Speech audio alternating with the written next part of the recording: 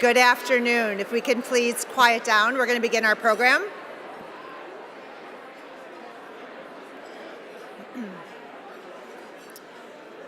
Good afternoon, everybody. I am Margaret Mueller.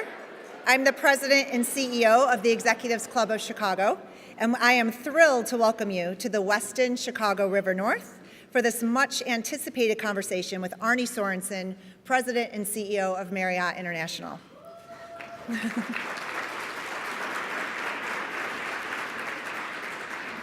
Before we begin today's program, I would like to take a moment to thank our generous sponsors who made today's event possible. Please join me once all of our sponsors have been recognized in a round of applause. First, our Gold Series sponsors, the Chicago Cubs and NiSource. Our Gold sponsors, the Ann and Robert Lurie Children's Hospital of Chicago and United Airlines. Our Silver sponsors, JLL and Optum Rx. And our media sponsor, the Wall Street Journal. Thank you all for your generosity.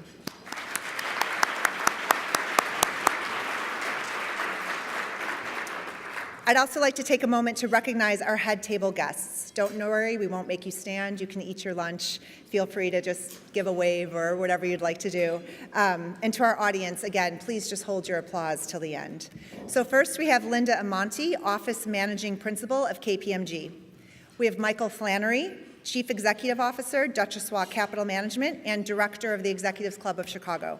We have Michael Reinsdorf, President and Chief Operating Officer, Chicago Bulls, and the Director, Executives Club of Chicago. We have Arnie Sorensen, our esteemed guest, President and Chief Executive Officer of Marriott International. We have Tanise Paul, President and Chief Executive Officer of Energy BBDO, and she is our Chair of our Board of Directors of the Executives Club of Chicago. We have TJ Johnson, Vice President of Corporate Partnerships for the Ann and Robert H. Lurie Children's Hospital of Chicago. Courtney Gibson, President, Loop Capital Markets. Maggie Rice, President and Deputy Counsel, NiSource. David Whitaker, President and CEO of Choose Chicago. Andy Blackburn, Vice President of New Business for the Chicago Cubs. Tricia Primrose, Chief Global Communications and Public Affairs Officer of Marriott International. Dr. Helene Gale, President and Chief Executive Officer of the Chicago Community Trust. Connie Lindsay, who's also serving as our moderator today, Executive Vice President and Head of Corporate Social Responsibility and Global Diversity and Inclusion of Northern Trust, and also a Director of the Executives Club of Chicago. Chris Wright, Chief Executive Officer and Managing Director of ZS Associates. And finally, Christina Conlin, Counsel of Baker McKenzie, and she also is the Forum Co-Chair for our Food and Beverage Forum here at the Executives Club. I personally want to thank each and every one of you for championing today's event, leading this conversation, and for everything that you all do to support the Executives Club. And then last, oh, sure, round of applause.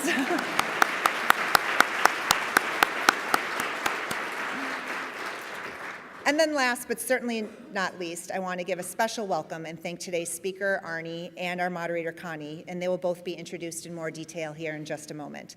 It is an honor for the Executives Club to host this important discussion surrounding corporate social responsibility and to bring together two of the most prominent voices who are championing this issue. Arnie, thank you for being with us in Chicago today and for all of your work on these critical issues. And my deep thanks to Connie for moderating today's conversation and remaining a fierce advocate for corporate social responsibility at Northern Trust. So within the last few years, Marriott International has been at the forefront of a number of exciting national conversations. In 2016, with the mega merger between Marriott International and Starwood Hotels and Resorts, Arnie Sorensen and Marriott sought to be visible and vigilant in discussing how this merger would impact both shareholders and longtime loyal hotel guests for both corporations. In the end, this dramatic expansion of Marriott properties has led to more than 6,700 properties around the world and the creation of the travel industry's largest customer loyalty program with more than 110 million members worldwide. Under Mr. Sorensen's leadership, Marriott has announced several bold initiatives that work to reshape and strengthen the company's commitment to social responsibility. In 2017, Marriott International launched Serve 360, Doing Good in Every Direction, an initiative whose 4 priorities include nurturing our world, sustaining responsible operations, empowering through opportunity, and welcoming all and advancing human rights. These 4 priorities are designed to guide the company as it commits to reduce water, carbon, waste, and food waste, contribute more volunteer hours, train 100% of associates to know the signs of human trafficking, and embed human rights criteria in recruitment and sourcing policies. In an ever-changing and consistently diversifying corporate America, voices like Mr. Sorensen's beg us all to ask the question, how are major international corporations working to promote responsibility, activism, and inclusion into their daily work? And moreover, what can we all do to be more socially responsible citizens? So, we're going to get this important conversation going. We'll give you a few minutes to finish your lunch. Just a logistics note in your printed materials, if you want to be texting questions during the conversation, you are free to do that. It's texting exec to 22333. Again, that's in your materials, so you can find it in the back. Take a couple minutes to enjoy your lunch, and we'll be back to introduce our guests.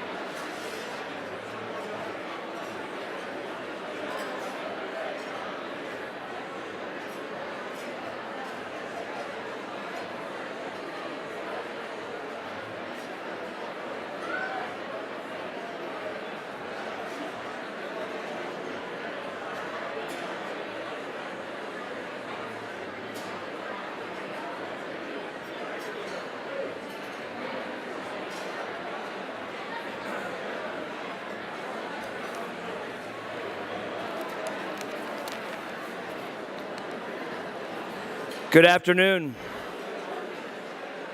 Good afternoon. My first grade teaching mother used to say, if you can hear my voice, clap once. If you can hear my voice, clap twice. I'm just kidding, I won't make you go through all that. But that was a shout out to my mother.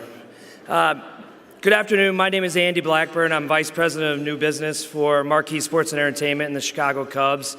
And I'm excited to be here today for a number of reasons. In a minute, we'll get to introducing our guest speaker as well as our esteemed moderator. But first, on behalf of the Cubs, we're going to introduce Arne Sorensen, CEO of Marriott International. And Marriott has been a really important partner to the Chicago Cubs for a few different reasons. But Monday is opening day at Wrigley Field, and not only is it opening day for baseball, but it also marks the end of the 5-year process to restore Wrigley Field. And Marriott was one of our first legacy partners that joined the project, and we built the Hotel Zachary together right across from Wrigley Field. And for those of you, it's definitely worth a round of applause. It's serendipitous that you guys that you're visiting Chicago during this time, because on behalf of the Cubs, our fans, our family and friends who have been fortunate enough to stay there, as well as many guests and especially our neighbors, thank you very much. And we do a lot of fun stuff with Bonvoy and your guests from that program too. So thank you. So as I mentioned, Arne is President and Chief Executive Officer of Marriott International. Mr. Sorensen presides over some of the world's largest hospitality companies and some of the most iconic brands in travel.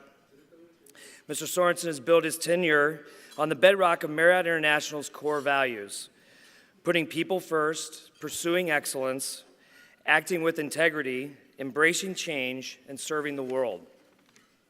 Mr. Sorensen led the acquisition of the Starwood Hotels and Resorts worldwide in 2016, resulting in a dramatic expansion of Marriott's ability to provide unparalleled guest experiences around the world. As Margaret mentioned, the company now has more than 6,700 properties across 129 countries and territories and 30 brands. The merger also created the travel industry's largest customer loyalty program with more than 110 million members.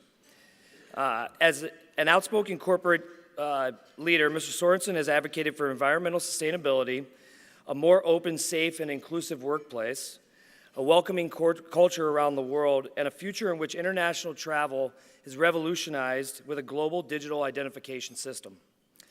Mr. Sorensen joined Marriott in 1996 and held a number of positions before serving as President and Chief Operating Officer.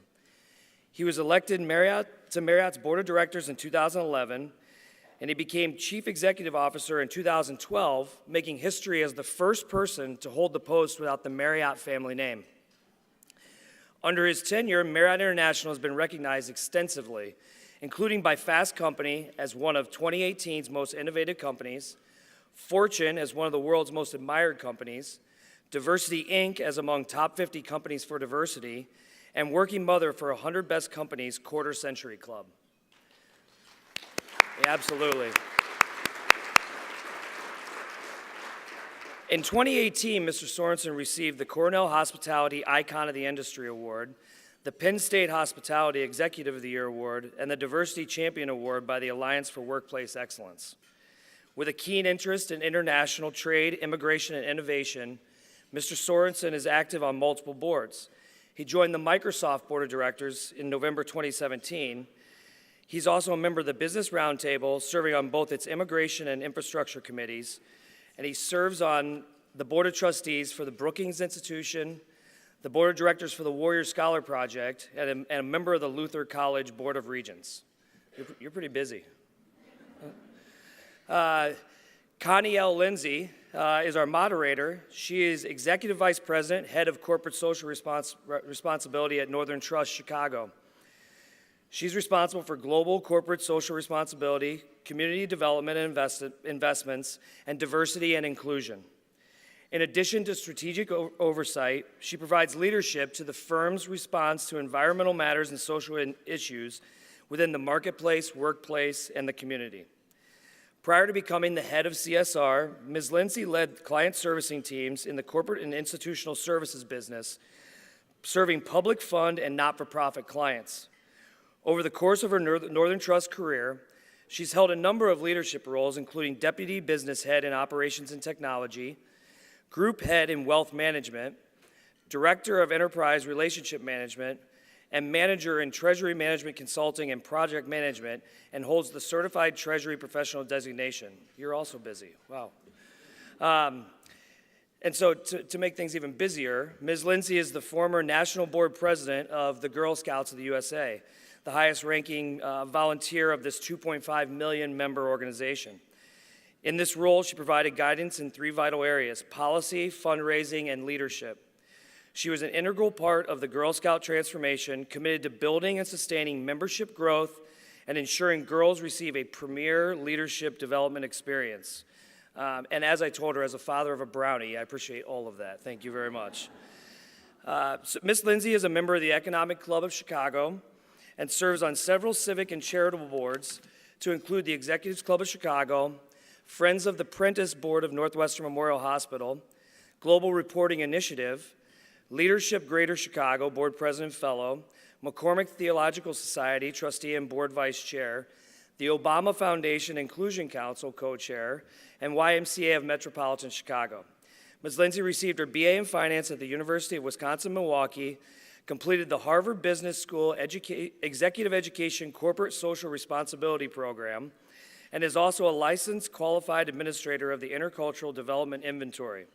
She's a public and motivational speaker on topics of diversity and inclusion, corporate responsibility, leadership, and personal and professional empowerment. Let's give our speakers a warm round of applause.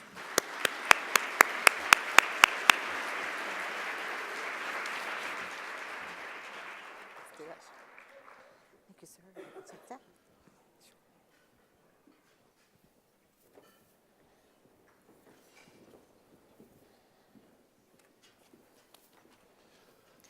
Well, good afternoon and welcome. Thank you very much. Good to be here. Great. After those introductions, we're busy and we've had a lot of opportunity to serve. It's amazing how good you sound in an introduction. Yeah, well, isn't it? Yeah. my mother would be proud. But once again, we just want to welcome you and thank you so much for being here with us today to have this conversation. There is an incredible amount of energy and excitement. I've gotten calls and things, so we want to get into the discussion about corporate responsibility and your leadership role. But I'd like to start with your own personal journey, your philosophy on leadership, and how you got to be who you are. Okay. I hope that's not a question. Is that a question? That is a question. That is a question. None of us is very good, I think, at explaining our own lives because we are, of course, consumed by our own stories in one way or another. And we're a product of so many different influences. I was born in Japan. My father had gotten to Japan in 1945 as a Army sergeant. Fortunately, the war had just ended. But he was 17. He came back to the U.S. and went to school, and then went back with my mother to be Lutheran missionaries in Tokyo, and they were there for 13 years. I was there for 7, the first 7 years of my life. And maybe that experience gave me a love for the globe. And one of the things I love about the work that we do at Marriott is we are all around the world, and we are a place where people come together from all around the world. So even here in this hotel in Chicago, I don't have the numbers, but we'll see among our team of associates here people from, I'm sure, a few dozen different countries. And they are creating an environment where people come together. One of the influences in my life.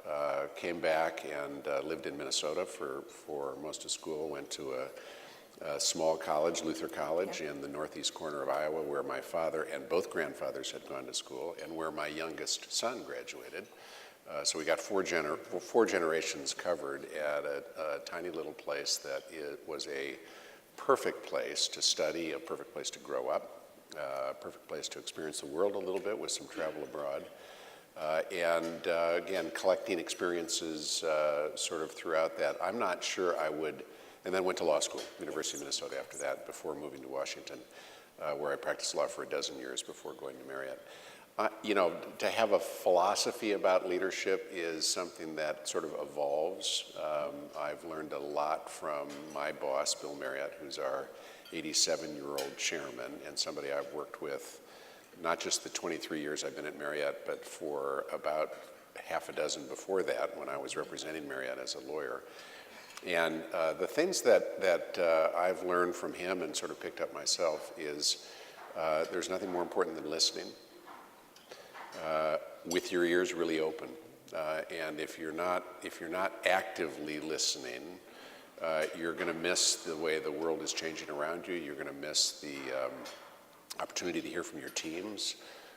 You're going to miss the cues that are coming from competitors or other industries. And by the way, you'll also miss building a team, because if you're not listening, nobody else on the team is going to feel like they own the outcome with you. So that listening thing is a really important piece.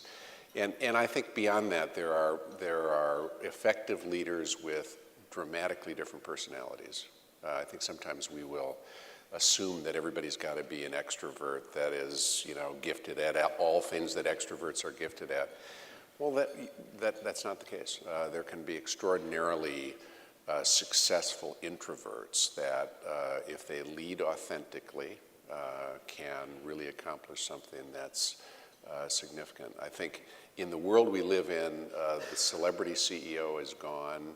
I believe there's no job that's a figurehead job anymore, and so there's a lot of effort required. There's a lot of expertise required, but there's a lot of team building that's really required because none of this can get done by yourself. Excellent. Thank you for that. And when you talk about celebrities, CEOs, that's a nice segue to the role of the CEO and the amazing work that you have done and are doing at Marriott, and just your culture is a really socially responsible culture.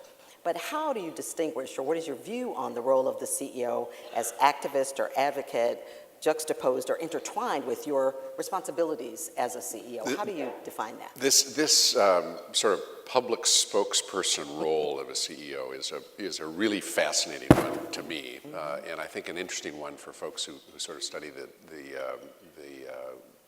role of a CEO or a leader of any kind of organization. And in part because we live in a world that is super sensitive today. That could mean divided, but it also means that we are really carefully listening to the words that people use, and we're really ready to jump on somebody who uses the wrong words, and that may be using the wrong words in a fundamentally bad way, or maybe just a marginally bad way, and we are less inclined to trust each other than we used to be. We also want to belong, and increasingly you look at some of the studies that have been done, which I know you've seen, Connie, we see that there is a less and less trust in organizations, but more and more of a desire to belong. And actually many of us look at our places of employment as places that we're pretty supportive of. And so we sort of want to see the leaders of those places we belong in saying something that is germane to the conversation that's happening around the world or happening in our communities. We have tended to speak out, I've tended to speak out on things which are germane to Marriott and to our team. So inclusiveness, of course. We have a big workforce around the world, 700,000 people. They come from everywhere. They literally are of every identity. They should feel welcome. We need them to feel welcome. We want them to feel welcome. So speaking out in that space, I think, is important. Similarly around immigration issues, which in the travel space and with the workforce we have is very germane. Do I speak out about choice issues, for example, though? Abortion issues? No.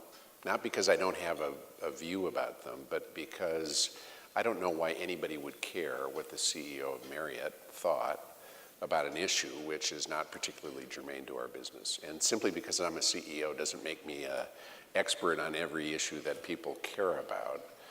And so that's a little bit of how we try and navigate it. And how does that resonate with shareholders? Because we all have stakeholders. We have shareholders and others. And how are you integrating that in the messaging that you have around those issues while still? The shareholders, I think unless unless it somehow harms the interests of the company, I think the average shareholder probably doesn't care that much about it.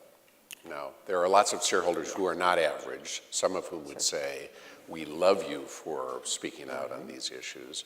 But again, I think if you look at the average, they wouldn't start to engage on this unless we were out saying things about issues which were so divisive that it was hurting our business. And then I suspect we would see some voices who said, okay, now what's your strategy here? Why are you talking? So I've read your CSR report. It's quite impressive. It's prepared according to the GRI standards. How do you define CSR at Marriott? Well, we can start with the phrase corporate social responsibility, which is an interesting one. For sure. I'm not sure it's the one I gravitate to first, although it has been used long enough now that it's a useful phrase because people know something what you're talking about. I think we should start thinking about a new phrase for that. Yeah. We think about community impact, but if you go back, Marriott is 92 years old this year. And we've been engaged in the communities where we do business essentially through that entire period of time. In the first instance, by focusing on our people and saying, how do we create opportunities for our people which are powerful? How do we make sure we treat all of our people with the kind of dignity and respect they deserve to have? It's in our self-interest to do that, because they will be more effective as our associates.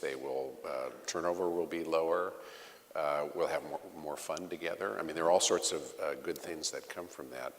And for many, many, many years, our teams have valued being engaged in the community. And each community is going to be a different cause. In Chicago, it might be very different from Gary, Indiana, for example, nearby. And the team may say, okay, we really want to be engaged in this particular kind of community engagement. And we want to very much support that. It is, again, that's also good for us because it's great team building. It's good for our brand.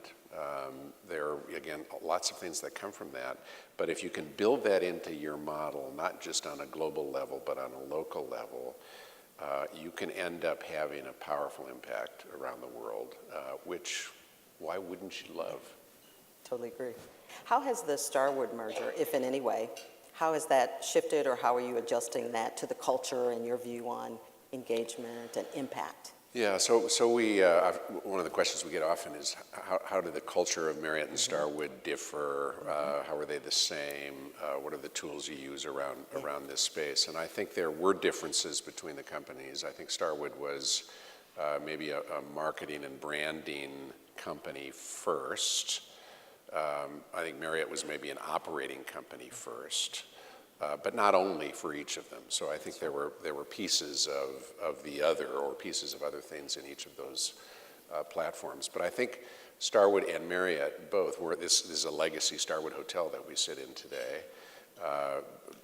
Very high performing team, really wanted to succeed and run a great hotel, wanted to take care of each other well, very similar to the Marriott hotel nearby. And I think Starwood had different engagements maybe. For example, they had a marquee project with UNICEF, particularly in Europe and the Middle East, raising millions of dollars and being engaged with that. Marriott had not been working with UNICEF, but had worked with other organizations. And so I think in many respects, in this space at least, there was some strong comparability. How do you think your views of CSR at Marriott, how does it differ from other companies? In what ways does it distinguish you?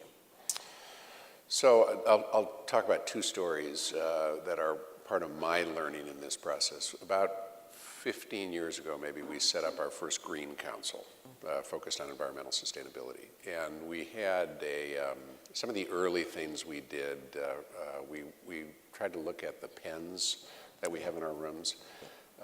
And at that point in time, we were buying 20 million pens a year. They walk out of the rooms, and you're welcome to them, by the way. I love sitting down on a plane and seeing the person next to me pull out a pen, and it's a Marriott pen. And of course, we got Marriott pens and Weston pens and Ritz-Carlton pens, and Yeah, we got plenty of brands on those pens.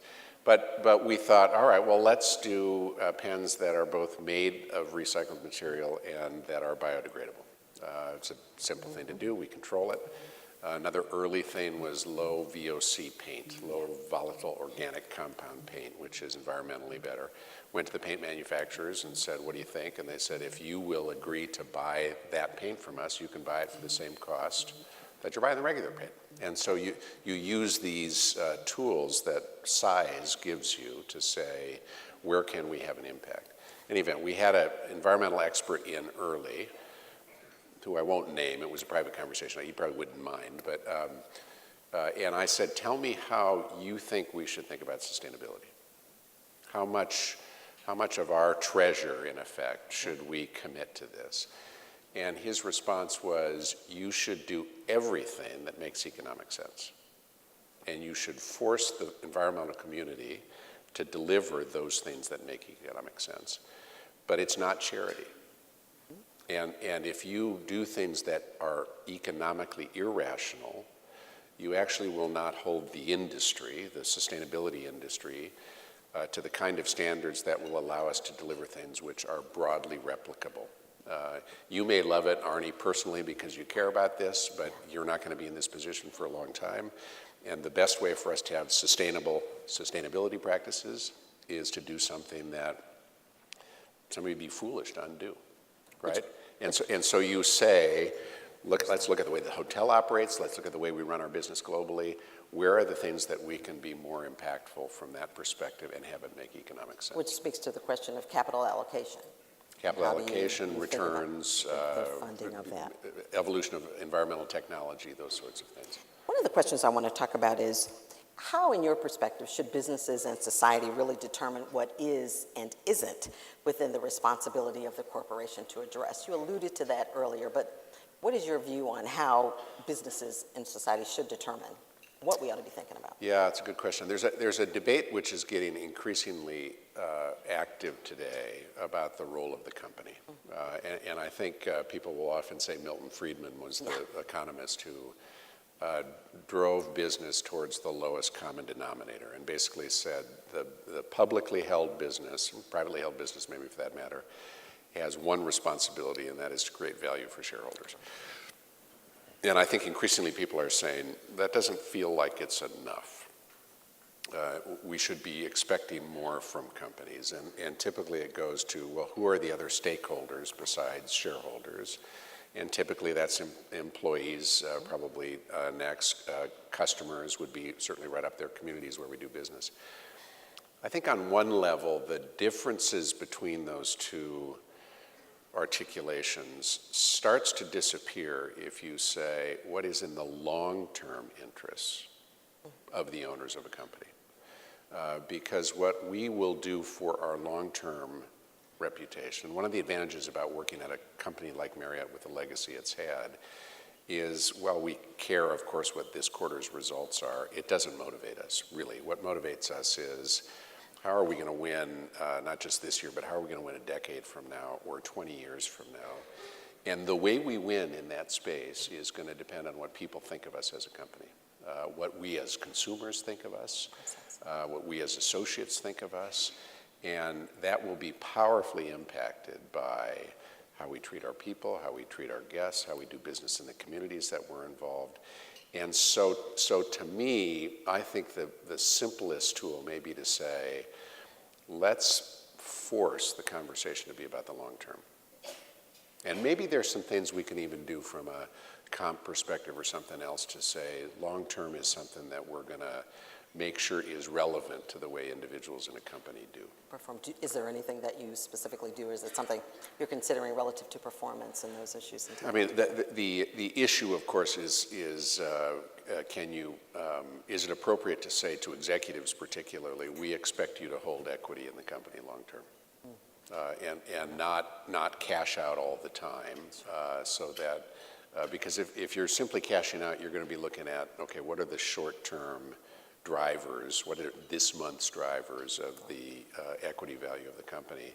And that's, I think, where you start to get a real gap between what's in the interest of shareholders and maybe what's in the interest of others. I want to come to one of the issues that I think you've really stood out in a way that is both germane for your industry, but also a courageous and very vocal position on human trafficking. Will you please share with us the work that you've done around that issue, those specific things that you're doing at Marriott? Yeah. So human trafficking is a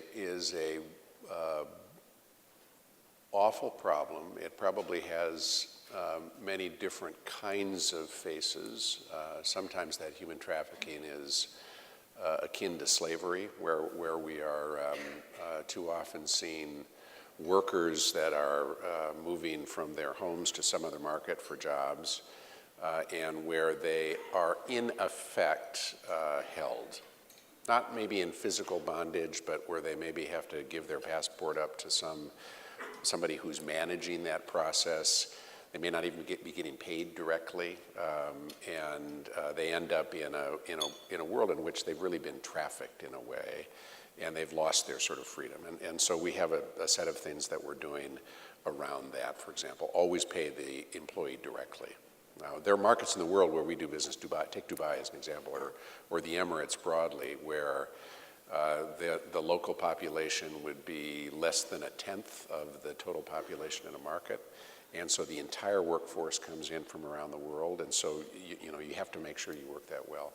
I think your question is going to a different aspect of this, which is sex trafficking, where individuals, typically women and young people, boys and girls, are grabbed somehow and trafficked for those purposes. Sometimes that shows up in hotels. And so we decided, working with folks who have real expertise in this, Kpat and others, we decided, well, we ought to use our little place to do what we can to be mindful of this. And so we've trained 500,000 of our associates so far. We have about 700,000, so we're not 100% there yet, but we'll be 100% there this year, to keep their eyes open for telltale signs. And this is, it's interesting. It's not hard to have the conversation. We have the training modules, which, by the way, we're sharing with the industry. We don't think this is a unique thing we should keep for ourselves. But ultimately, there's a lot of judgment in it. The team on the property needs to be sensitized to it so that they can use their judgment. I have heard, maybe not a dozen, but nearing a dozen stories coming out of individual hotels where people have been saved, where they've seen something at the front desk, or they've seen something at the pool, or they've seen something else. They've called the authorities, and they've discovered, we've just liberated a woman or a boy from a situation which is unspeakable. You've also done some, yeah for sure.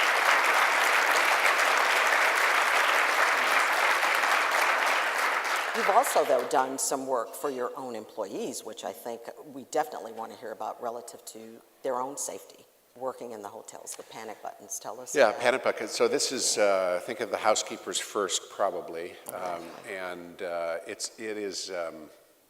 It's interesting. The housekeepers are often my heroes. They are folks who are incredibly proud of their work. They work very hard. One proof of how proud they are of their work, about 10 years ago, maybe something like that, we realized that we had the ability to measure guest satisfaction by housekeeper.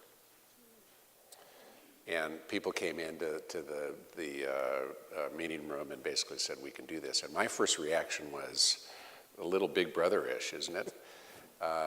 It almost feels like we're going too far on accountability. But what overwhelmingly the housekeepers said was, bring it on. Why? Because I take pride in my work.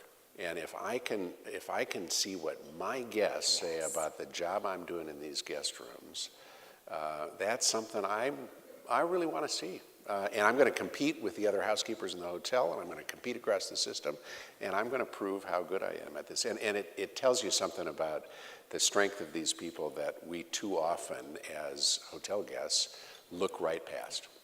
We may not see them except in the hallway.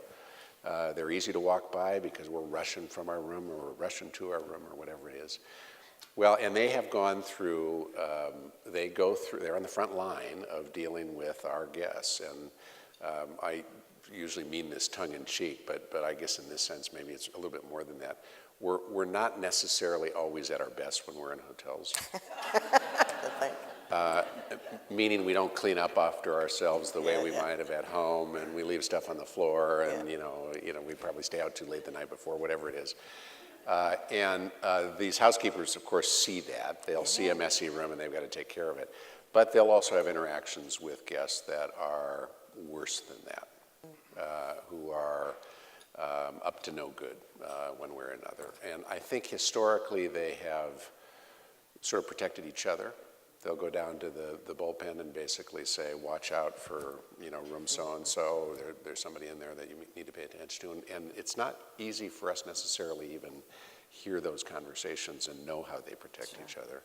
But just recently now, in the last few years, the technology has developed so that simply a housekeeper can have a panic button, and that panic button can be smart enough to say not only where you are this way, but where you are this way.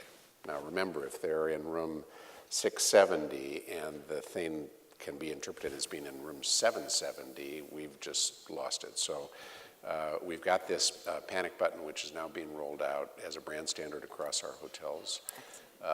And it'll be interesting. We don't have data yet to see how it's going. But it's simple and it's obvious that as long as it's something that the housekeeper can control and it doesn't get in the way of his or her work, it's going to be a very valued tool. Excellent. I have a couple more questions, then we'll go to audience questions.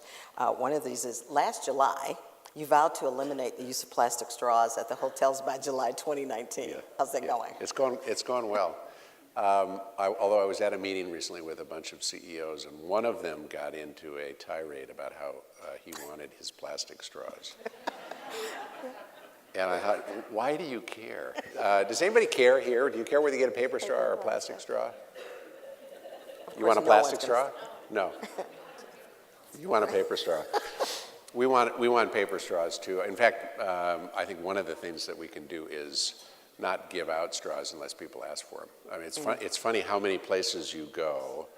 I personally have almost never used a straw for an iced tea or a Coke or something, but how many places you go where the straw is just automatically put on the table and then it's thrown away. Paper straws are going to be everywhere soon, and they're going to be, it will make no difference to anybody except the impact of the environment. And some of us carry our own straws. Do you? Yeah, and it's reusable, and there's a little brush to clean it. Just, if you want to know, ask me later. Yeah. But that's certainly...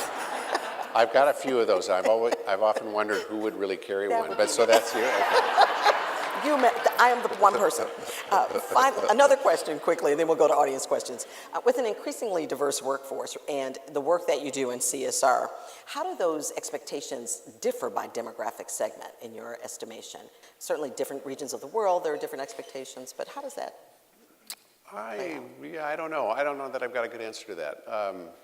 What pops to mind is maybe 10, 12 years ago, something like that, we had a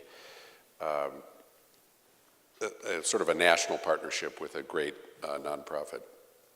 And we were debating, is that the best cause for us to be engaged with, or should we pick something else, maybe instead of or in addition to? And we're kind of, and this is a conversation happening at our headquarters in Bethesda. And there was something attractive about doing that because it sort of fit with our business more. But what we realized was the first cause had been adopted by hundreds, if not maybe 1,000 of our hotels, where we had associates spread across the United States in loving this organization and being engaged in it. And I was probably too dense to get this immediately, but it came to me eventually. who are we to say we're going to direct you from the center to replace cause A with cause B?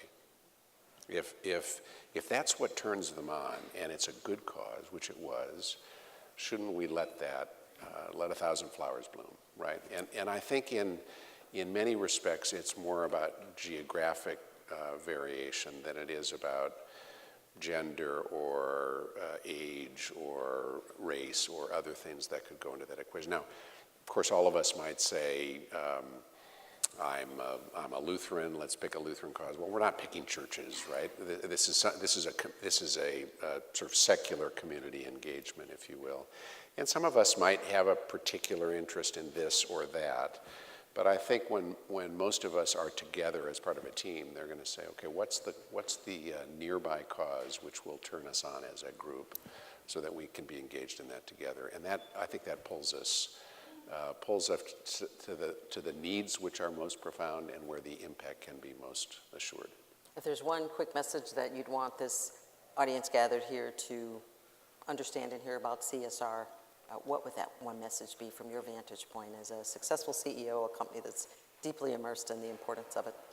Well, I think I would say that every one of us, certainly when I think about Marriott's perspective, but I think this is generally the case across business or across organizations, it doesn't depend on the boss.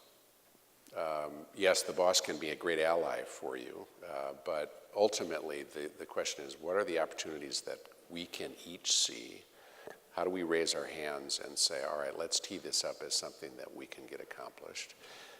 And the more I'm confronted, or I think in any of our organizations, the more the boss or the funder or the strategic voice is confronted. If they say, we got a group of people who want to be engaged in this school or in this cause in Chicago, the more likely the answer is going to be yes.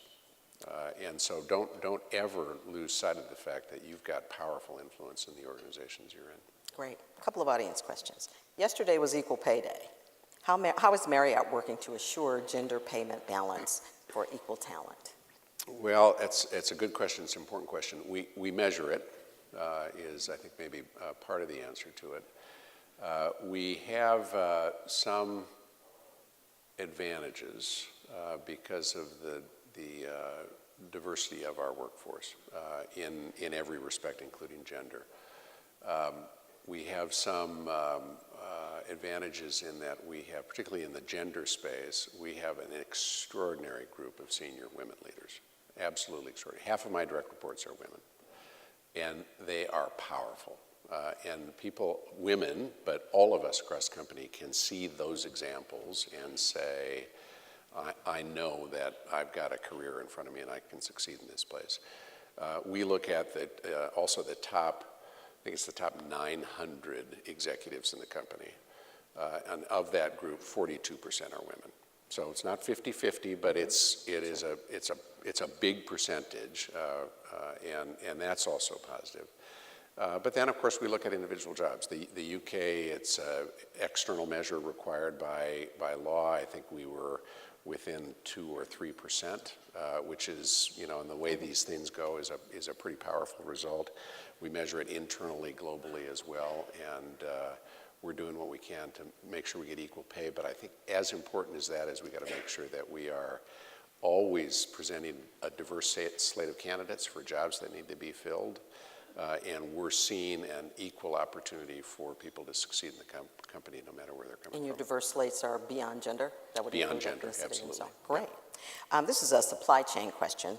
Discuss your thoughts about working with diverse suppliers at Marriott. Yeah. We do that too, and we measure it. I'll look at Tricia. I don't know if I can remember the. It's about $1 billion a year, I think, of diverse procurement that we're doing. We look at lots of different things that we're procuring. We're procuring services, we're procuring tomatoes and food stuff, we're procuring furniture, we're procuring stuff from all around the world. And diversity, inclusiveness, and procurement means different things in different parts of the world. The piece that is probably most global is gender. You think about the race question in the United States, and that's going to look very different in other countries around the world, but obviously is relevant here too. And we have a team that is dedicated to driving procurement in this space, and often that is about working with smaller suppliers and saying, how do we help you scale up? Because we need you in order to be able to succeed, to deliver at the kind of scale we need to have, and you need to be able to meet our standards and the rest of it. So the team sort of works on identifying, but then also partnering with them. Great, thank you. What's the responsibility or larger responsibility that Marriott has on pulling your weight or leading the way and setting an example in CSR strategy? It's a good question. I mean, maybe partly it's coming to Chicago and talking about it. I don't think, though, fundamentally we do it in order to talk about it. Not that we want it to be a secret either. We're proud of what we do, but it's really important more for our internal audience and the way we feel about the impact that we have, the way we feel about being part of a team, than it is to go out and say, look at how good we are in an external audience. Because then that's, and I'm maybe a little bit as a consumer here too, or the cynical world we live in, it feels like an ad, and it doesn't feel necessarily like you can really evaluate it. And so I think the first thing is to make sure that what you're doing is A, substantial, B, substantive, but C, owned by your people. And my guess is if they believe what we're doing is good, it won't be a secret, but it'll be told by voices which are more credible in some respects than simply the press release we might put out, which occasionally we do, of course. But again, I think it's not the primary motivation. Excellent. What are your thoughts on climate change, particularly the long-term viability of assets and locations susceptible to sea level rise? Maldives is an example that's given. Yeah, I mean, this is an interesting one. Of course, we have oceanfront properties all around the world. The Maldives is maybe one of the most dramatic because you're literally on the sea in those rooms. And, I think on some level, is climate change happening? Of course. Is it a big deal? Of course it's a big deal. Should we be doing collectively what we can around greenhouse gases and other things to try and stem the speed of this? Of course we should be.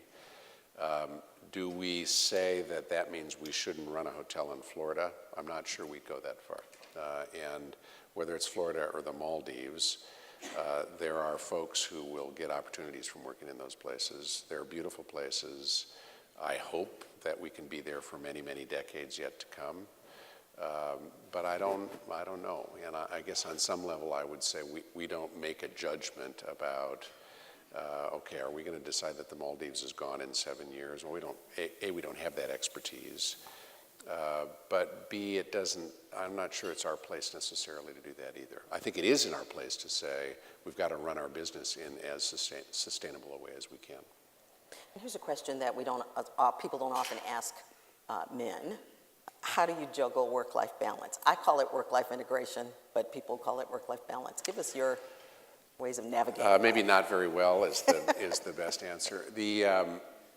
I think the most important thing to me is I love my work, and so I don't get burdened by the length of the day or the fact that the weeks are long. I enjoy it tremendously. I think beyond that, it is okay. What do you choose to do with either the rest of the time or the time that's sort of blended, if you will? And I've made a series of choices over my working career, which are about my wife and my family in the first instance, and probably not about having hobbies that are for me only. Other people pick different choices, and that's fine. But think about which choices you're taking and whether they feed sort of a balance, if you will, in the way you go about your life.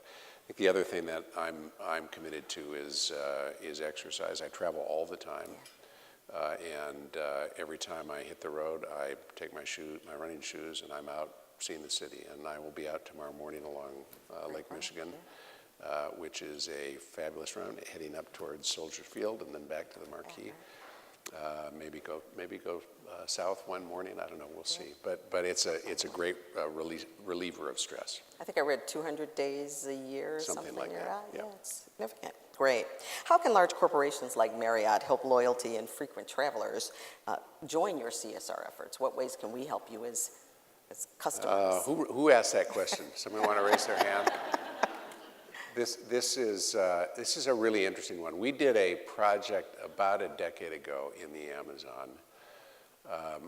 One of my closest friends had written his second book on the Amazon, and he had a book party in Washington.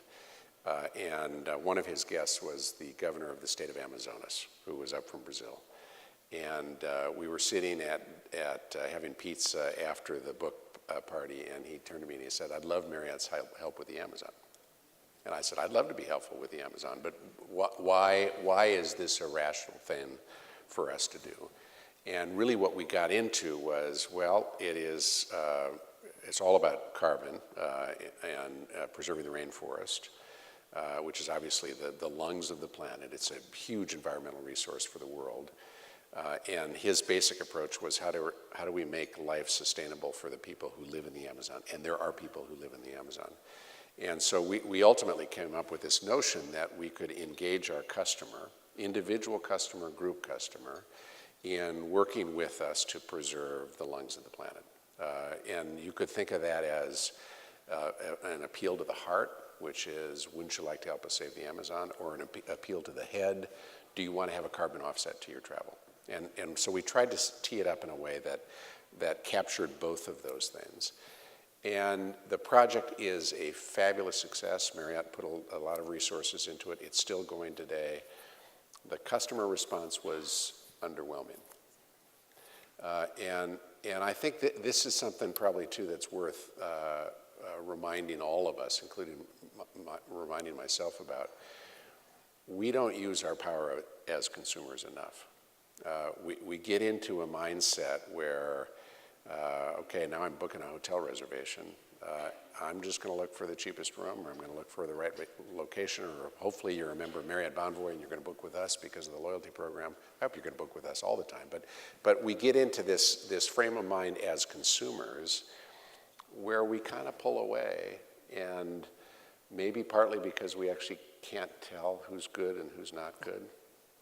That is a long-winded way of getting to the precise question being, how can we engage our customers in this? We do engage our customers, particularly in resort destinations, in activities in the market. And it tends to be longer stay or group focused, where somebody says, okay, we really want to have a community service day.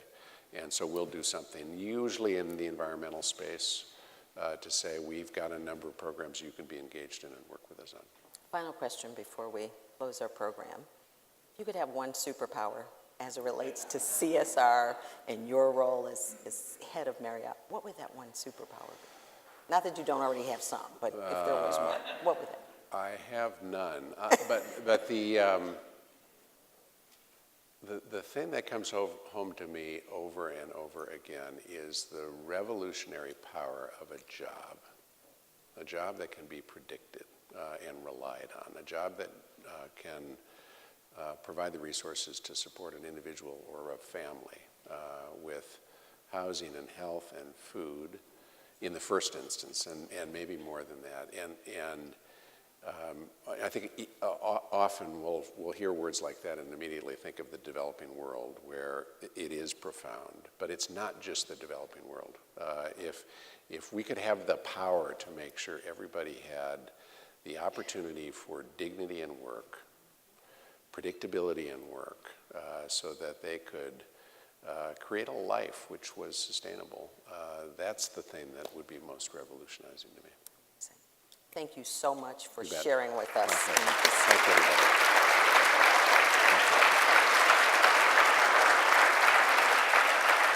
Thank you. So we could certainly continue this conversation. Selfishly, I'd love to spend more time on this topic, but just thank you so much once again for your insights. Often we'll talk about in the CSR space, head, hands, and heart. Yeah. I think that Marriott embodies that you've taken the intellectual perspicacity of what it takes to run a business, tied it to what it means to serve people, planet, and so on. And I think it's been done brilliantly. So once again, thank you for that. We're immensely grateful for you being here. A couple of quick things before we close. We hope to see you back at the Executives Club soon. And please check your brochures at Executives Club's website for future programming. We have some great events coming up this year. We're going to have Caterpillar Chairman and CEO on May 15th and Land O'Lakes President and CEO on May 23rd. I do hope you enjoyed today's discussion and gained some action items for yourself.